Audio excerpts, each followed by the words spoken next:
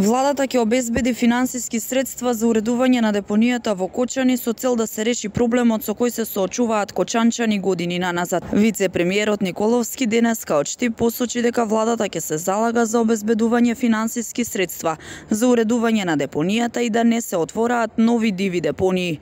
Ова ќе трае се до изградбата на првата регионална депонија во Свети Николе со цел да не се реактивираат веќе затворените депонии во источниот регион. Можам да кажам две работи. Првата работа е дека апсолутно имаме проблем со депонии на ниво на држава. И конечно мислам дека треба сите да имаме свест дека мора да се изградат регионални депонии кои што ќе бидат уредени. Затоа што депонирањето на смет на нелегални депонии не доведува до вакви ситуации како што е ситуацијата со депонијата во Кочани.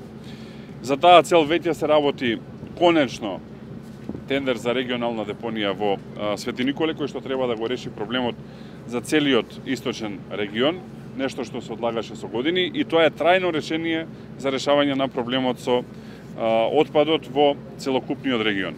Во меѓувреме состојбата со депонијата во Кочани е таква каква што е и можам да кажам дека и премиерот и јас лично се ангажиравме да се помогне да се уреди таа депонија. Она што можам да го дадам како ветување до граѓаните од источниот регион е дека додека не се изгради регионалната депонија во Свети Николе, и владата и јас лично ќе стоиме на располагање да помагаме да се уредува депонијата во Кочани како не би имале вакви проблеми какви што имаме во моментов. А во меѓувреме протестот во Кочани на патот кој води кон градската депонија продолжува и денеска.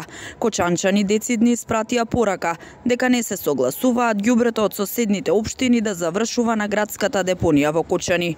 Се пропуштаат само возилата на комуналното јавно претпријатие Водовод. Останатите општини пак бараат алтернатива како да се справат со ѓубрето кое не се собира втора недела поред.